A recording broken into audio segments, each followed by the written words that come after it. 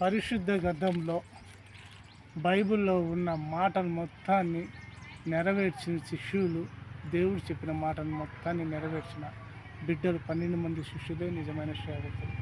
నిదర్శనం, ఆ మాటలో తోమా ఒక్కడే దేవుణ్ణి అప్పచెప్పిందని అందరికీ తెలుసు. అంతకు ముందు తండ్రి యెహోవా దేవుడు